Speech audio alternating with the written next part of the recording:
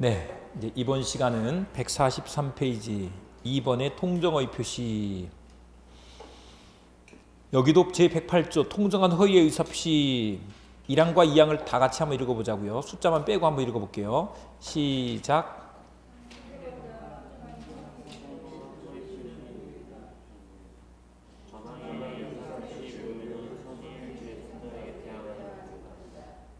선의 제3자에게 대항하지 못한다.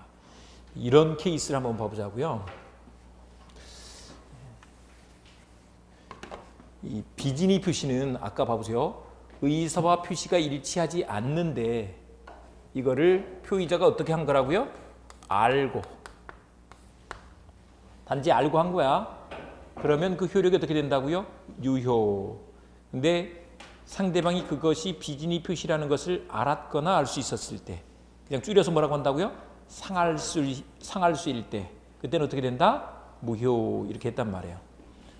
근데 이제 이번에는 허위는 가짜죠. 가짜로 표시를 한 거야. 그러면 의사와 표시가 일치한다는 거예요? 일치하지 않는다는 거예요? 일치하지 않는다는 거지. 그런데 그걸 어떻게 한 거라고요? 통정해서 한 거야. 통정이 뭘까요? 통정? 정의를 통했다. 그런 뜻이죠. 뜻이 통한 거야, 한마디로. 가짜로 하는 것에 뜻이 통한 거. 이런 걸 뭐라고 한다? 통정 허위 표시. 줄여서 허위 표시라고도 한다. 허위 표시, 통정 허위 표시. 아셨죠? 이렇게 한다. 근데 대표적인 사례로 이런 걸 한번 봐보세요. A라는 채권자가 있어. 채권자가 있는데 그 채무자 갑이, 이 사람이 채무자예요. 빚을 안 갚아. 그러니까 이 채권자가 채무자한테 강제 집행을 하려고 하는 거예요. 강제 집행. 했다는 게 아니고 강제 집행하려고 하고 있어. 그러면 보통 채무자들이 어떻게 하던가요? 제가 빚을 못 갚아서 죄송합니다. 여기 있으니까 가서 압류해가지고 이거 뭐 경매에서 찾아가세요. 이렇게 하는 거예요? 아니면 빼돌려요?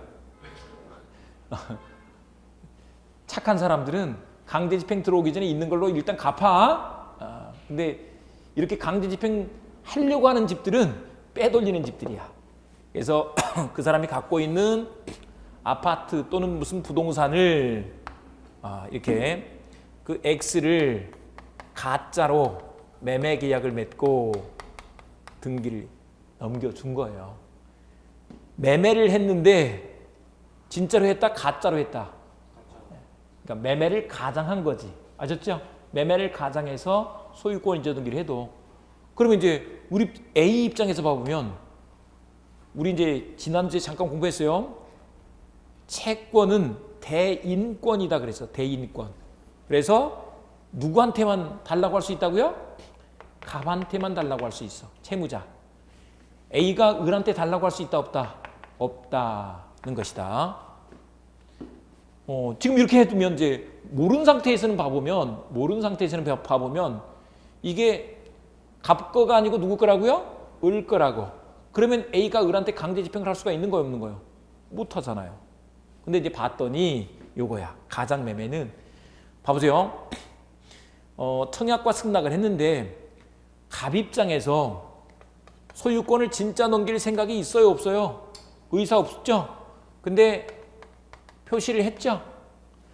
을 입장에서도 진짜로 넘겨받겠다는 의사는 있었던 거예요, 없었던 거예요? 없었어. 그러나 표시는 한 거죠. 둘 다 의사와 표시가 일치하지 않는 거야. 갑이 그걸 알았어요, 몰랐어요? 알고 한 거지. 알고 했어. 사실 이쪽에서도 알고 한 거예요. 그런데 이 갑과 을이 어떻게 한 거냐? 짜고 한 거죠. 그런 것을 뭐라고 하느냐? 짜고. 통정, 요거를 뭐라고 한다고요? 짜고 해야지 정을 통할 거 아니에요? 뜻이 통할 거 아니에요? 또는 나중에 양해라는 표현을 쓴다. 그래서 통정 허위 표시를 한 거야. 이런 통정 허위 표시, 이건 이제 의사 표시 측면에서 본 거예요. 의사 표시가 들어가 있는 법률 행위를 가장행위 이렇게 말하고, 매매 계약이 되면 그걸 뭐라고 한다? 가장매매. 그러니까 가장매매는 뭐예요?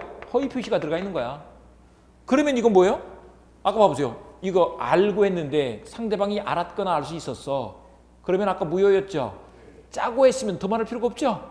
그러니까 통동어의 표시가 되면 무효 이렇게 된다. 비진이 표시는 유효가 원칙인데 예외적으로 상할 수일 때 무효였어. 근데 통동어의 표시는 둘이 짜고 했으니까 말할 필요도 없어. 당연히 무효야. 그러니까 통동어의 표시가 들어가 있으면 무효 맞죠? 무효가 되면 이제 이 경우에 봐보세요. 이 경우에는 이렇게 아까 정리한 대로 이거예요. 아직 등기를 해주기 전이다. 등기를 해주는 것을 이행이라고 할 건데 전이다. 그러면 그냥 이행할 필요가 없는 거죠. 이행 안 하면 끝나는 거야. 근데 등기까지 해준 거야. 지금 이 경우는 이행 후야. 등기를 을이 갖고 있는 것이 정당해요? 부당해요? 부당하죠. 그러니까 그걸 돌려달라. 부당이득으로 돌려달라. 이렇게 청구할 수 있는 것이다. 부당이득 반환 청구를 할 수가 있고 또 한 가지. 이게 등기가 돼 있지만 무효다 그랬잖아요. 법적으로 등기는 여기 돼 있지만 소유권은 누구한테 있어? 갑한테 있다고. 아셨죠? 이게 무효면 갑한테 소유권이 있다 이렇게 말한다.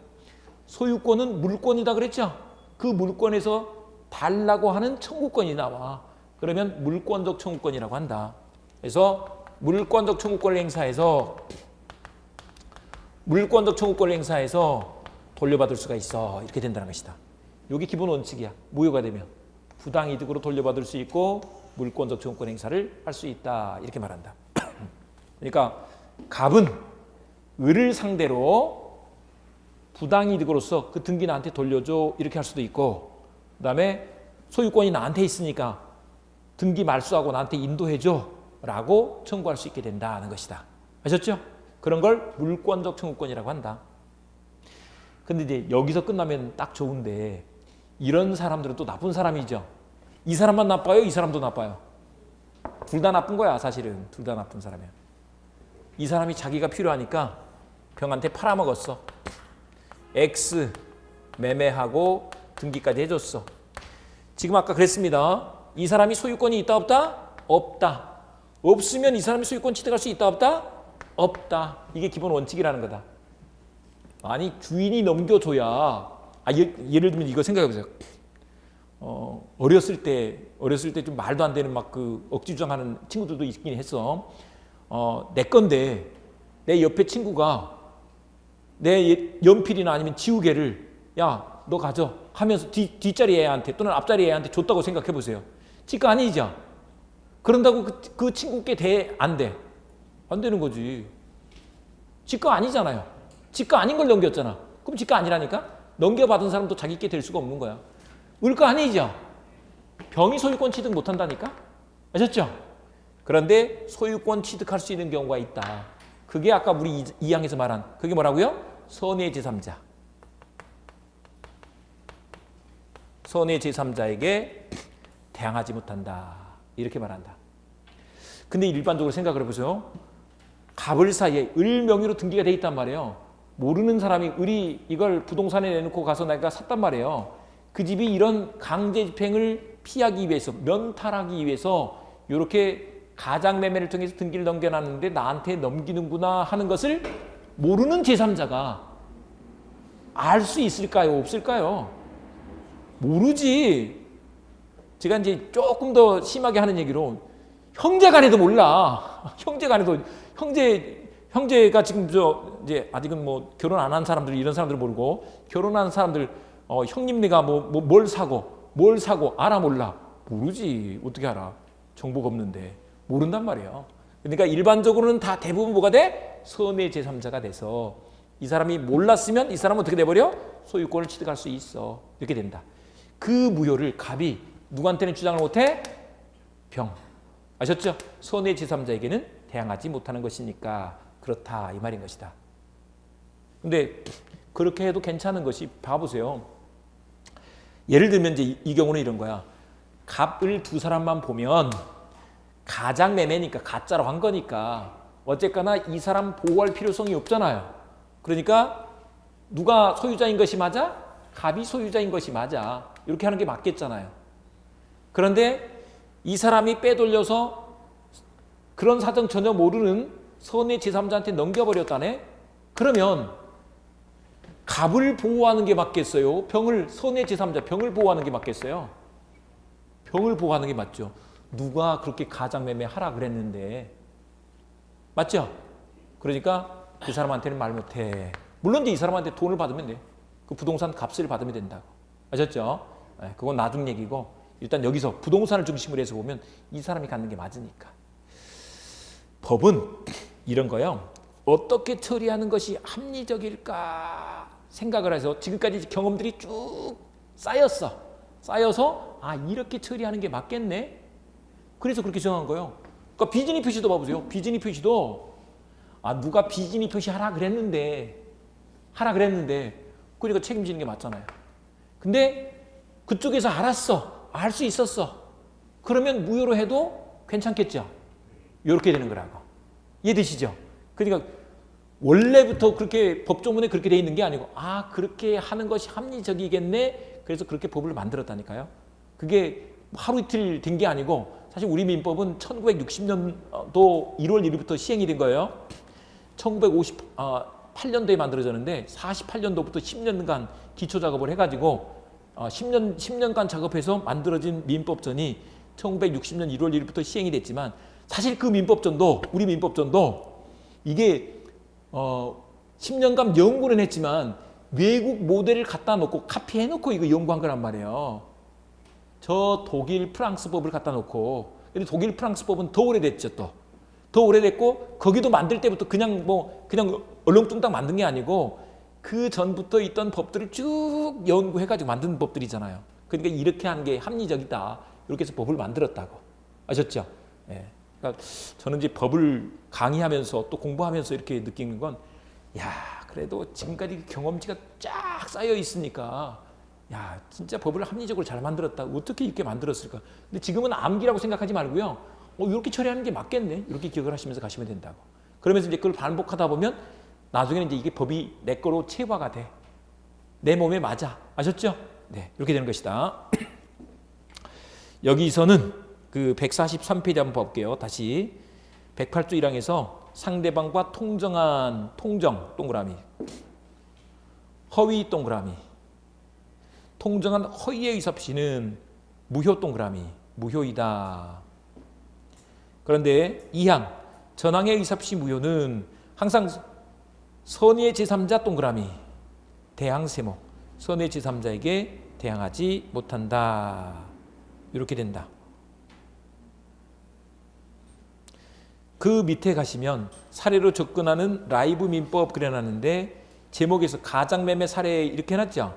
가장매매 여기다가 동그라미 쳐두겠습니다. 이 가장매매 사례가 그래. 근데 그림 그리는 양식은 요거는 이제 제가 만든 게 아니니까 미니얼 강의를 듣는 분들은 미니얼식으로 이해하면 된다. 지난주에 제가 충분히 말씀드렸죠. 미니얼을 쭉 따라가면 결국은 어떻게 된다고요? 합격할 거니까 미니얼 반에서는 미니얼식으로 하는 거다. 아셨죠? 네, 그런 식으로 쭉 따라오시면 돼.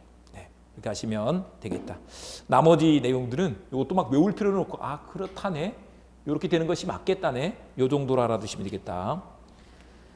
그 다음에 이제 그 다음에 넘어가셔서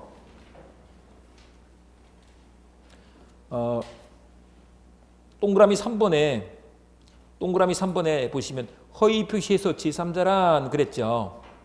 제3자란 그랬는데 거기다 제3자에다가 동그라미 치고요. 그 밑에 있는 것들은 보실 필요 없고 예를 한번 잠깐 봐보세요. 가장 양수인을 을 소유라고 믿고 집을 매수한 자, 이 사람을 가장 양수인이라 그래. 그리고 그걸 믿고 매수했으니까 몰랐죠. 예. 근데 제3자 개념은 거기 있는 표현들 막 외우려고 하실 필요 없어요. 일단 여기서는 이것만 공부한다. 당사자 아닌 사람을 뭐라고 한다? 제3자라고 한다. 그 정도만 알아두시면 됩니다. 물론 이제 나중에 가면 그 제3자 개념이 되게 어려운 부분들이 좀 있어. 근데 쉽게 풀어가는 방법이 있는데 그건 천천히 하시면 돼. 일단은 당사자 아닌 사람은 제3자다. 그러니까 세상에 갑을 아닌 사람은 다 제3자인 거죠. 일단은. 누가 있잖아요. 당사자가 있고 나머지는 제3자 이렇게 받으시면 된다. 네, 이렇게 해두시고요. 그 다음에 이제 3번에 착오가 있다. 착오를 잠깐 볼 건데요. 109조 봤더니 착오로 인한 의사표시 그려놨어요. 착오로 인한 의사표시라고 해놨는데 그 1항과 2항을 잠깐 한번 읽어보시겠습니다. 1항과 2항 109조 1항과 2항 시작. 의사표시의 중요 부분에 착오가 있을 때는 취소할 수 있다. 그러나 착오자의 중과실로 인할 때는 취소할 수 없다. 정상의 의사표시는 취소의 선의의 제3자에게 대항하는 것이다. 2항에 나와 있는 거 보니까 앞에랑 똑같네. 전부 다 손해 제3자에게 대항하지 못한다. 이런 식으로 해놨네. 근데 이제 착오 한번 생각해 보자고요. 아까 보세요.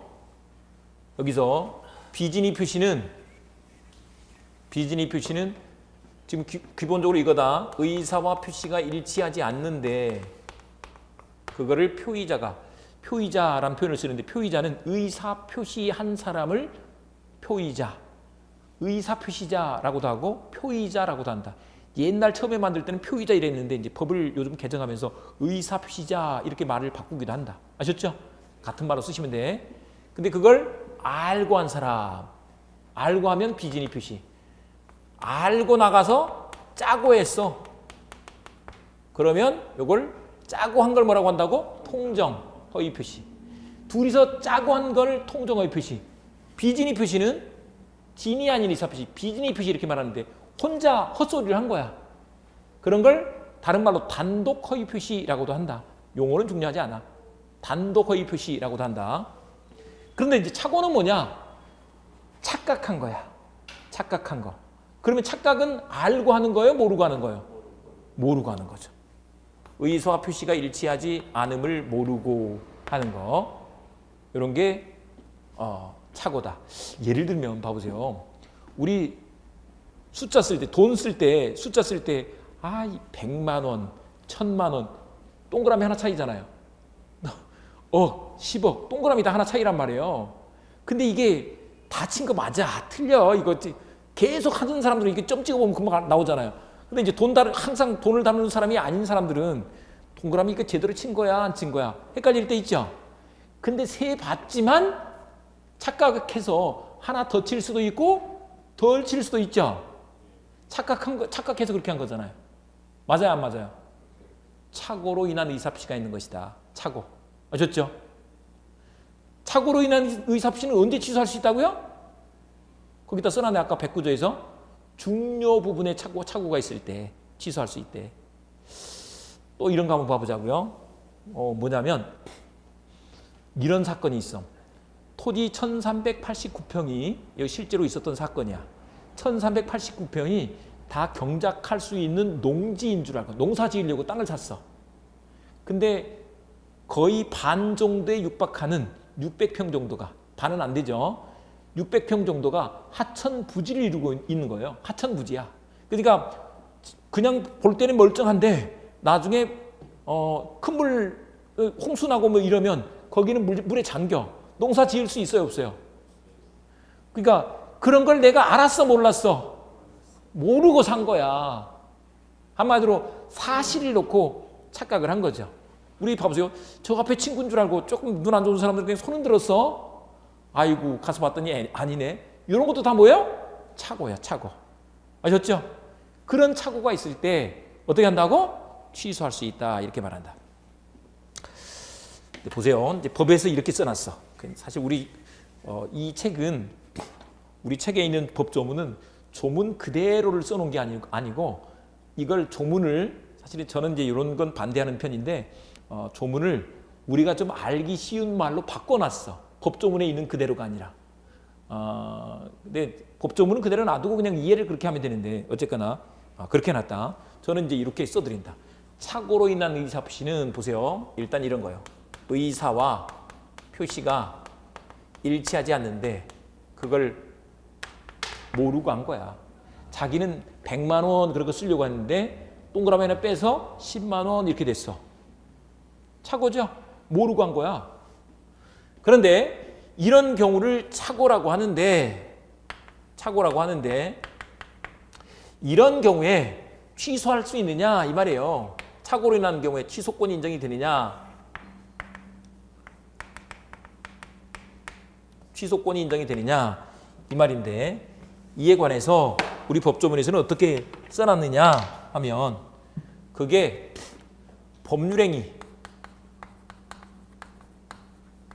법률행위가 다른 말로 뭐라고요? 계약의 내용이 됐어야 돼. 내용에 중요 부분에 착오가 있을 때 이때는 취소할 수 있다 이렇게 말한다. 뭐라고요? 이게 법률행위 내용의 착오이면서 중요 부분에 착오해야 돼. 그 중요 부분 앞에다가 우리 책에다가 내용까지 하나 이렇게 써둡니다. 이렇게 해서 내용 이렇게 써둔다. 법률행위 내용의 중요 부분에 착오해야 돼. 그런데 표의자가 뭐라고요? 의사표시자. 중대한 과실이 있으면 안 돼. 중대한 과실이 있으면 취소할 수 없어. 이런 것이라는 거예요. 참고로 여기는 한번 정리해 보자고요. 145페이지 맨 밑에 갔더니 경과실, 중과실 2번에 경과실, 3번에 중과실 이렇게 돼 있죠. 145페이지 맨 밑에 갔더니 2번, 3번 거기다 동그라미 치고요. 그 앞에다가 과실 이렇게 씁니다. 그 과실에 뭐와 뭐가 있어? 경과실과 중과실이 있어. 책 보지 말고요. 경과실은 뭘까요? 경과실은? 가벼울 경자니까. 중과실은? 무거운 과실이죠. 과실이 너무 무거운 거야. 많이 잘못한 거지. 많이 주의를 덜한 거. 이걸 중과실이라고 한다. 근데 경과실일 때는 말 안 하고 뭐일 때만? 중과실일 때 취소 못해 이렇게 말을 한다. 근데 과실의 원칙은 그 경과실 옆에다가 원칙 이렇게 써두겠습니다. 뭐가 원칙이라고요?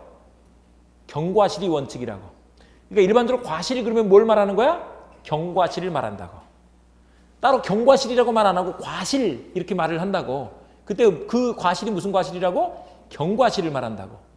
따로 이제 중대한 과실에 대해서는 중대한 과실, 중과실 이렇게 말을 해요. 아셨죠? 사실 우리 시험에서는 두 가지만 나와. 그러니까 뭐 나중에 어렵지는 않아요. 아셨죠? 네, 중대한 과실이 있으면 취소 못한대. 이렇게 해두시면 된다. 이런 경우를 한번 봐보자고요. 그러면 예를 들면 갑하고 을하고 계약을 맺었는데 매도인이 갑, 매수인이 을. 이 사람이 X 토지인데 이걸 10억에 매매 계약을 체결했어요. 근데 을이 이거 뭐 하려고 땅을 샀냐면 공장을 지으려고, 공장에 쓰려고, 공장 지으려고 땅을 샀단 말이야. 그 동네 시가 10억 맞아. 근데 알고 봤더니 그게 공장 지을 수 없는 그린벨트 지역에 있다네? 그러면 지을 수 있어요, 없어요? 없죠. 이랬을 때 이 계약을 을이 취소할 수 있을까, 없을까? 착각한 거 맞죠? 착각한 거 맞아요, 안 맞아요? 맞아요. 취소할 수 있을까, 없을까? 네? 내가 을 입장이면 취소할 수 있어야 돼. 갑 입장이면 취소할 수 없어야 돼. 그렇죠? 근데 이제 잘 따져보세요. 이 법률행위 내용, 아까 이게 다른 말로 뭐라 그랬었죠? 우리? 목적이라 그랬었죠? 목적을 내용이라고 한다고 했었죠? 계약서에 쓰여지는 것은 갑은 을한테 X를 넘기는데 그 대가는 10억으로 한다. 이게 계약서에 쓰여져 있다고. 내용이라고. 아셨죠? 이 사람이 공장 지으려고 뭐 공장에 쓰려고 이런 것들을 그 계약서에다 써 안 써? 안 쓰죠. 아까 뭐 해야지 취소할 수 있다고? 내용에 착오해야지 취소할 수 있다고. 요거는 이 사람이 그 토지를 사는 동기일 뿐이야. 동기. 아셨죠? 동기에 착오가 있는 거야. 공장 지을 수 있는 줄 알았는데 못 짓는데 이런 걸 뭐라고 한다고요? 동기의 착오라고 한다고. 동기의 착오는 취소할 수 있다 없다? 없다 하는 거다. 아셨죠?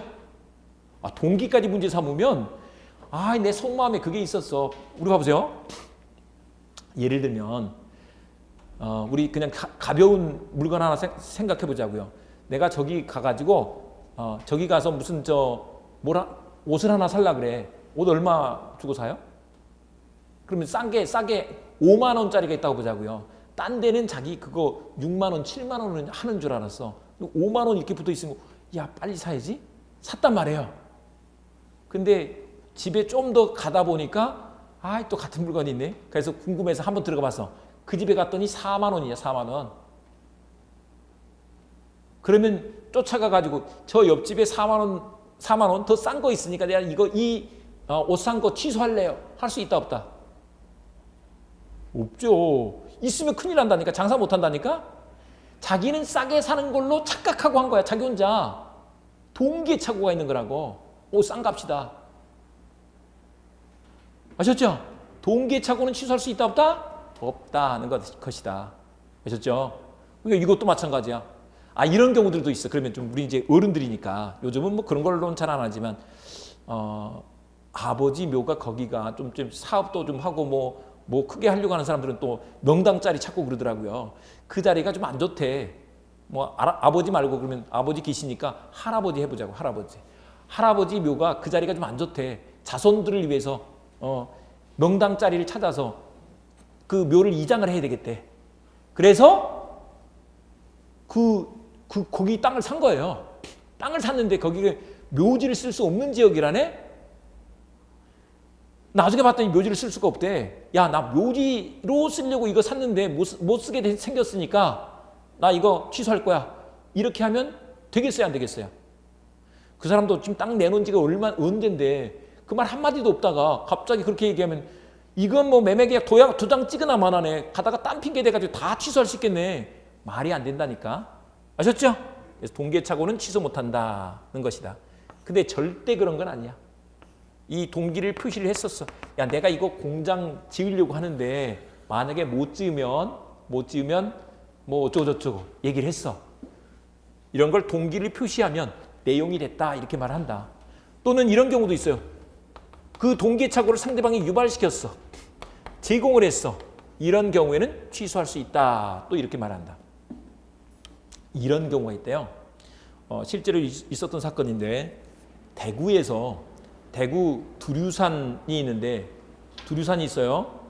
저도 거기 가보지는 않았어. 두류산이 있는데 거기에 그게 이 국립공원으로 이렇게 지정이 되는 거예요. 지정이 됐더니 그쪽에 이제 그 임야를 갖고 있는 사람이 있었거든요. 근데 공무원이 와가지고 이제 지정이 됐다고 얘기를 하니까 거기서 어떻게 좀 돈을 좀 벌어볼까 얘기를 했더니 그러면 당신네 그 임야를 그 국립공원 내에 있는 그 임야를 다 기부 체납하면 기부 체납은 나라에다 주는 거예요. 주면 거기다가 휴게소를 지어가지고 네가 앞으로 몇 년간 뭐 몇십 년간 거기서 휴게소를 할 수 있는 권리를 인정해준다. 이렇게 한 거예요.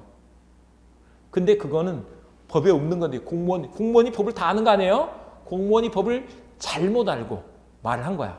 근데 그 사람은 공무원이 말을 하니까 진짜 그런 줄 알았네? 그래서 일단 그렇게 한 거예요. 근데 알고 봤더니 그게 아니네. 아니 진짜 그 땅을 줄 게 아니었잖아요. 안 줘도 할 수 있는 건데 그걸 줬으니까 내가 착각하고 잘못해 준 거잖아요. 근데 그 동기의 착오가 일어나게 된 것이 누가 유발을 시킨 거야? 상대방 공무원이 유발시킨 거잖아요. 그때는 취소할 수 있도록 하는 것이 맞지. 이런 취지인 것이다. 아셨죠? 그래서 이렇게 두시고 또 한 가지 중요 부분에 착오해야지 취소할 수 있어. 근데 중요 부분에 착오 아까 말씀드렸던 것처럼 봐보세요. 토지 1389평이 다 경작할 수 있는 농지인 줄 알고 매수를 했는데 그게 600평 정도가 이 하천 부지를 이루고 있어.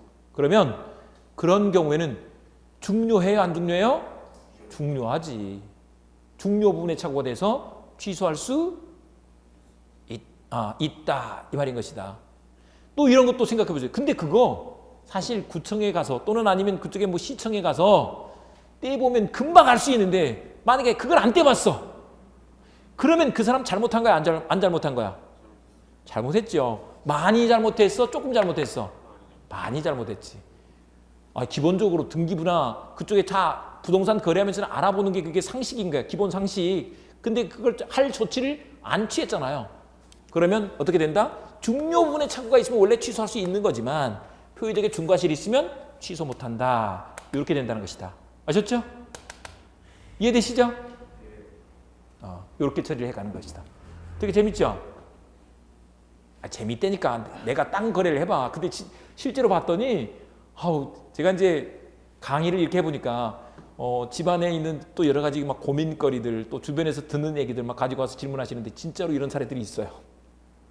정말로 그게 아닌데 이렇게 한 것들이 많더라. 우리 사람들이 되게 똑똑해 보여도 참 허술하더라고요. 참 허술해. 잠깐 한번 보겠습니다. 144페이지.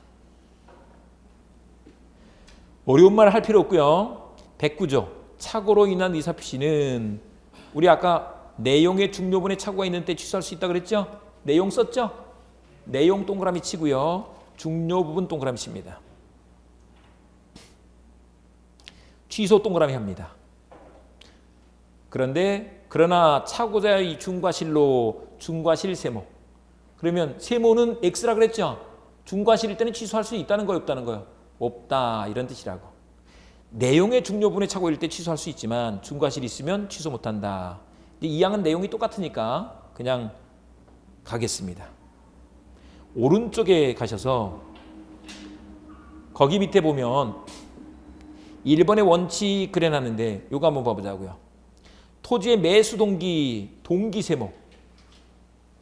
1번의 원칙의 첫 번째 줄 토지의 매수 동기 나와 있죠? 동기 세모. 마지막에 취소 세모. 동기의 착오는 취소할 수 있다 없다? 없다. 예외. 동기 표시설 그려놨죠? 표시 동그라미. 표시에만 동그라미 합니다. 동기를 표시하면 취소할 수 있어. 또 3번. 그 동기를 상대방이 유발했어. 유발 동그라미. 유발한 경우에도 취소할 수 있어. 세모는 못해. 동그라미는 할 수 있어. 이런 뜻이라고. 이렇게 정리를 하시면 된다. 그 다음에 이제 경과실, 중과실은 뜻을 살폈고요. 넘어가셔서 146페이지 04번에 하자 있는 의사표시 이렇게 나와 있습니다. 하자 있는 의사표시. 하자 있는 의사표시는 거기다가 이렇게 한번 해보겠습니다. 거기 하자 있는 에다가 동그라미 치시고요. 제목에다가 04번 하자 있는 에다 동그라미 치시고 그 밑에다가 의사와 표시의 일치 이렇게 쓰겠습니다. 여기는 의사와 표시가 일치했는데 이 의사 형성하는데 하자가 있었다 이런 뜻이에요. 하자가 뭐냐? 사기를 당해서 강박을 당해서 우리 이제 사기는 잘 아니까 원래 그거 살 생각이 없었어. 원래 살 생각이 없어. 좀 쉬운 거 한번 생각해 볼까요? 할아버지 할머니들 그 관광버스에 태워가지고 서울에서는 많지 않을 텐데 시골 가면 그런 경우 많아요. 저희 아버지도 많이 그러셨어요. 관광버스에 태워서 이 관광시켜드린다고 모시고 가놓고서 다 거기서 뭘 팔아? 약을 팔아. 약을. 근데 약 파는데 그거 봤더니 뭐 약값도 막 30만 원, 40만 원 막 그렇더라고요. 그 30만 원짜리, 40만 원짜리가 돼 안 돼? 안 되는 거지. 그냥 진짜 좀 심하게 말하면 맹물에다가 색소 좀 넣어가지고 그거를 약입네 하면서 이렇게 팔잖아요. 속여서. 그게 속임수를 당하지 않았으면 그걸 사겠다고 의사결정을 했어 안 했어? 안 했죠.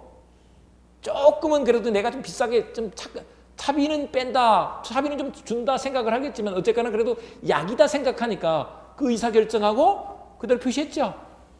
의사와 표시가 일치해 안 해? 일치해. 그래서 하자 있는 의사표시 밑에다가 의사와 표시의 일치 이렇게 썼죠. 어떻게 한다고요? 의사와 표시의 일치 이렇게 쓴다. 그런데 그 의사 결정하는데 사기 강박 같은 하자가 있었던 거야. 흠이 있었던 거야. 흠. 하자는 흠이죠. 흠이 있는 거야. 그래서 이런 것을 뭐라고 한다? 하자 있는 의사표시 이렇게 말한다. 하자 있는 의사표시 이렇게 말한다.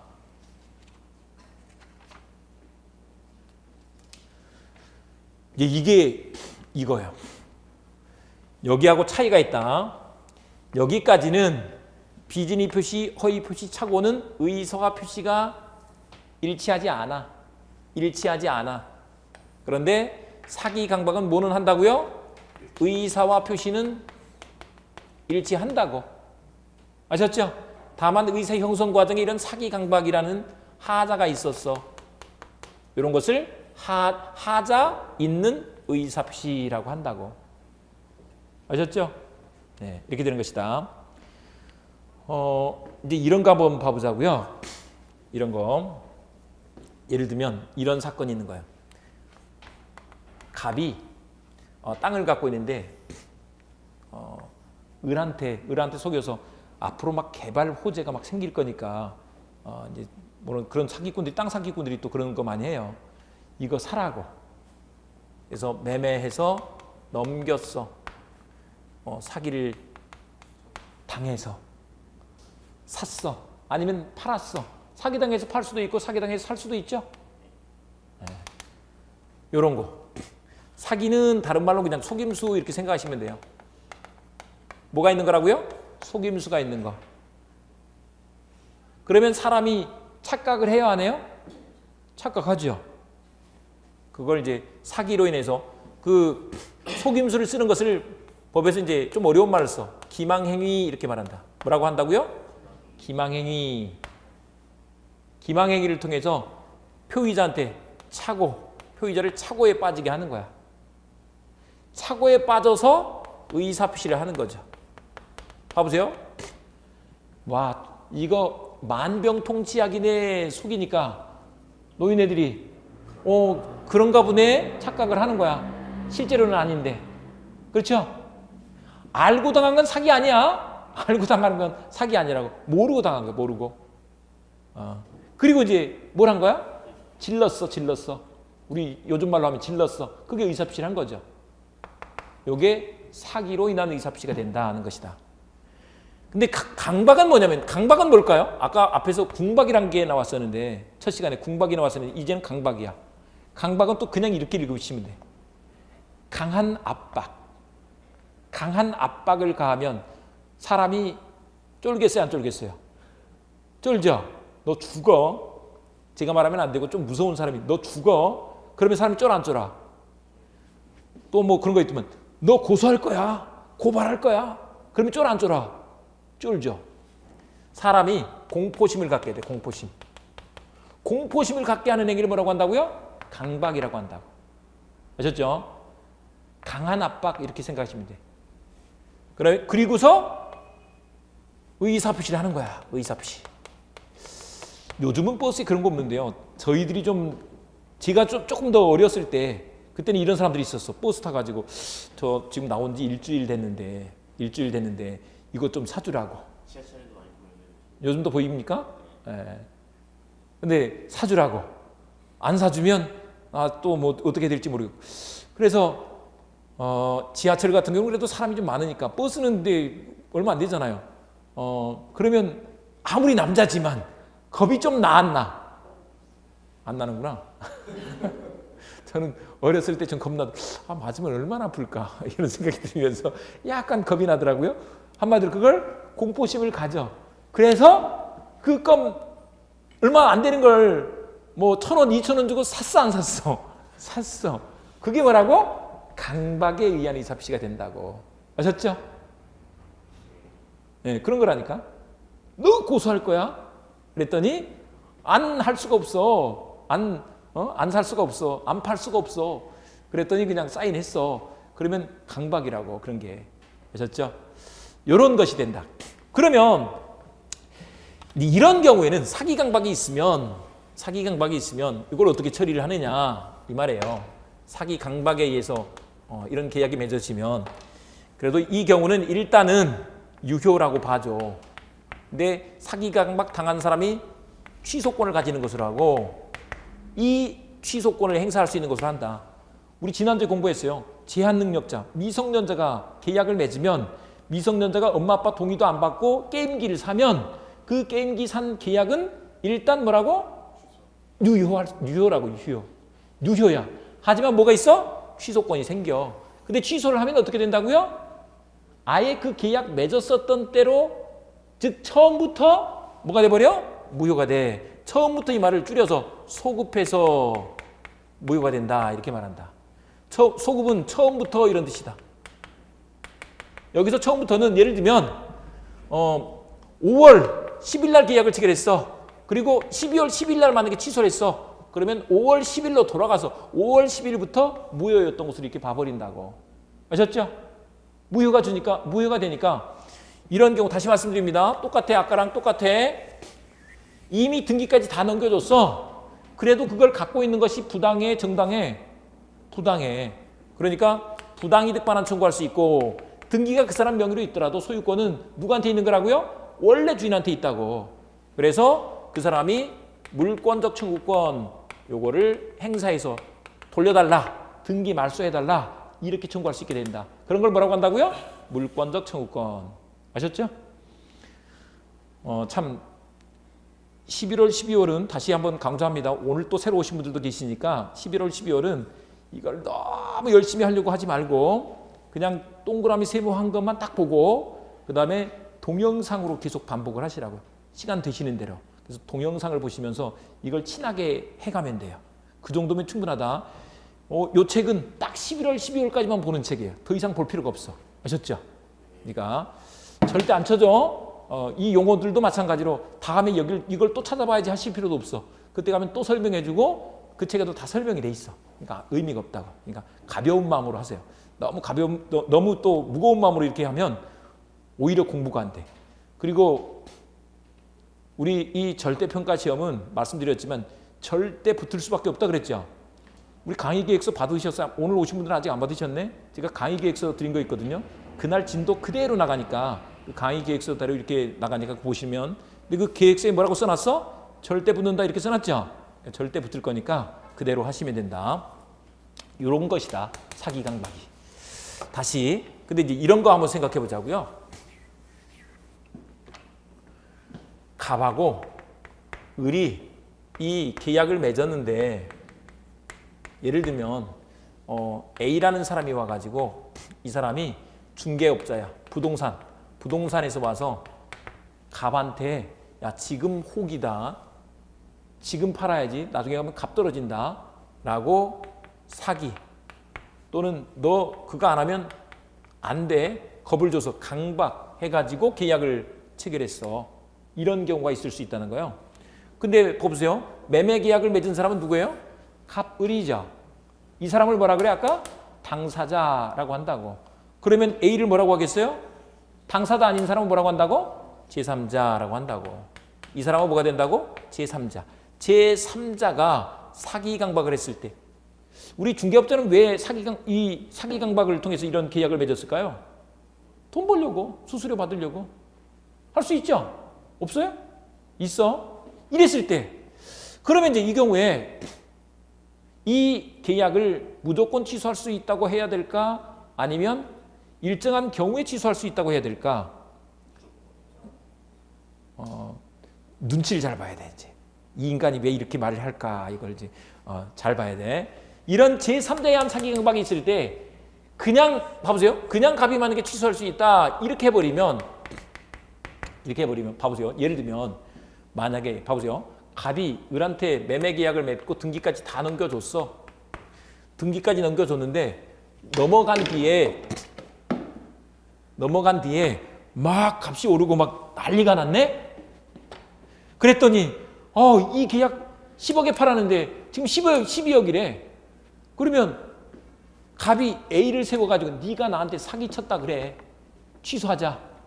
돌려받아서 나중에 12억에 팔고 1억씩 나눠 먹어도 되겠네?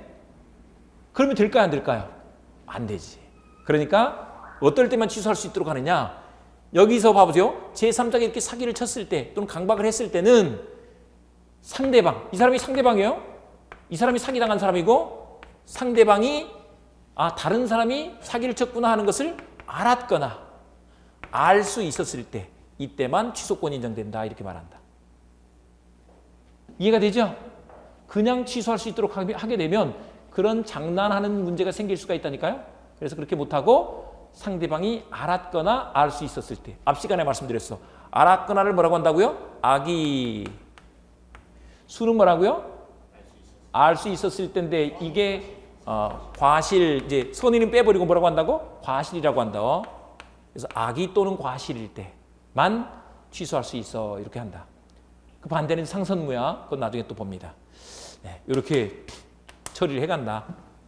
일단 조문을 잠깐 보실 건데요. 조문 146페이지 110조 사기 강박에 의한 의사표시, 그걸 뭐라고 한다고요? 하자 있는 의사표시라고 한다고. 그리고 그 하자 있는 동그라미 치고 그 밑에 뭐라고 써놨다고요? 의사와 표시의 일치. 의사와 표시의 여기까지는 불일치고 여기는 뭐라고요? 일치한 거라고. 요걸 다 합쳐서 뭐라고 하느냐? 흠 있는 의사표시.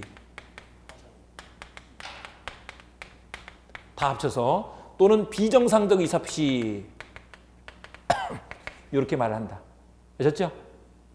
원래는 이렇지 않고 의사와 표시가 일치하고 하자가 없어야 돼. 근데 의사와 표시에 불일치가 있거나 하자가 있는 경우를 합쳐서 뭐라고 한다고? 흠 있는 의사표시 또는 비정상적 의사표시라고 이렇게 말을 한다고. 1항 같이 1항만 먼저 읽어보겠습니다. 110조 1항 시작.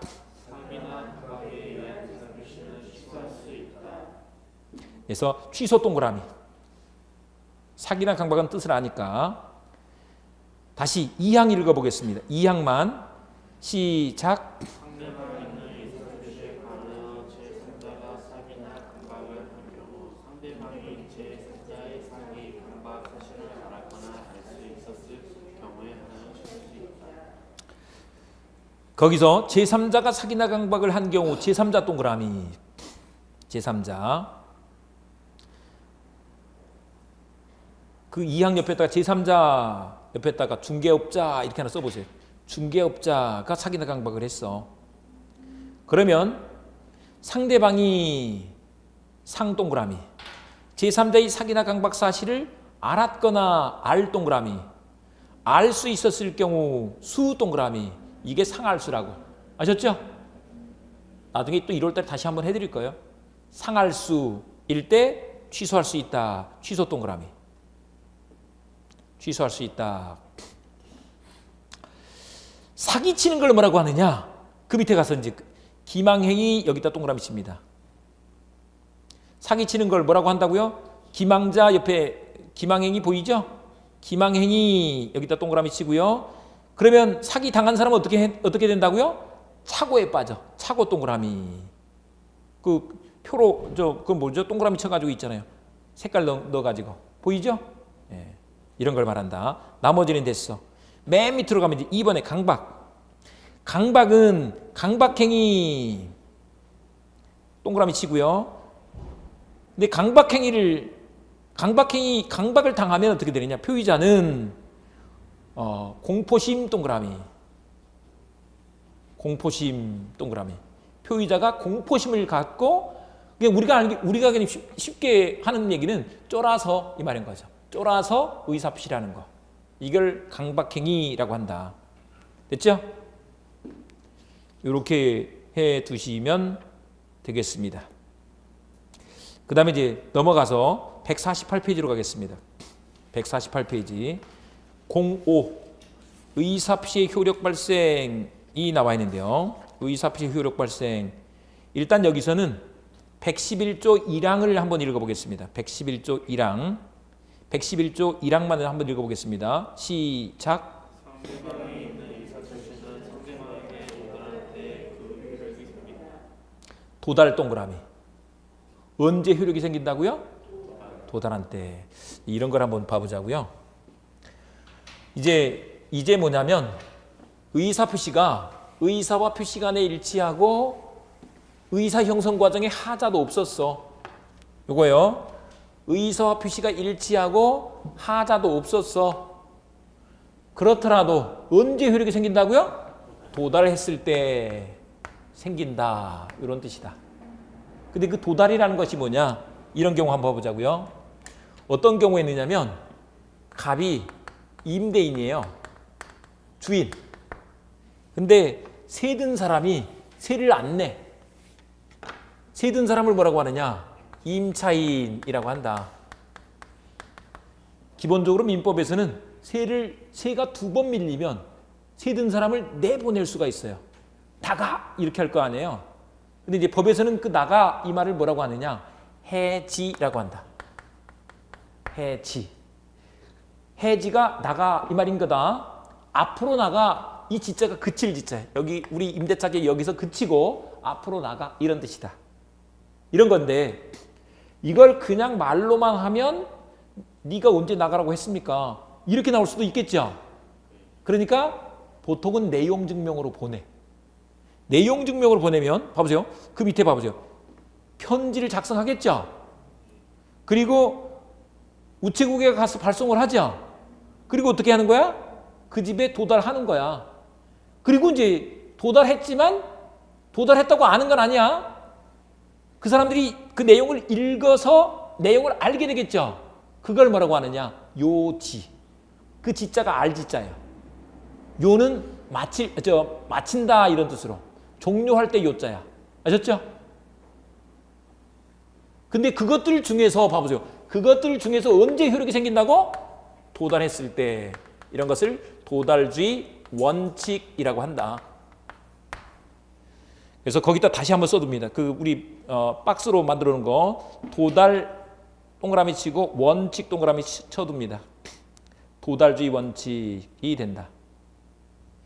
예외적으로 발송할 때 생기는 것이 있는데 그건 나중에 공부할게요. 예외는 나중에 공부한다. 그러니까 봐보세요. 어떻게 되느냐? 같은 집에 살아도 그 사람하고는 말을 안 섞어. 이제 말도 뭐 몇 번 달라 그랬는데 주지도 않고 말도 안 섞어. 그래서 어떻게 했느냐? 그 내용 증명 보내려고 우체국까지 내가 일부러 가서 거기서 붙이면 바로 가는 건 아니죠. 거기도 배달하는 시간이 필요하잖아요. 그래서 뭐 해서 예를 들면 다음 날 들어갔어. 다음 날 들어가면 언제? 그게 들어갔을 때, 그 집에 배달됐을 때, 그때 효력이 생긴다고. 아셨죠? 네. 이런 뜻인 것이다. 이런 것을 뭐라고 한다? 도달주의 원칙이라고 한다. 여기까지 알아두시면 돼요. 여기까지. 네. 여기까지 해두시면 되고 나머지는 됐고요. 150페이지 보시면 이제 05번에 대리제도가 나와 있어. 요거는 다음 시간에 또 공부하도록 하겠습니다. 잠깐 쉬겠습니다.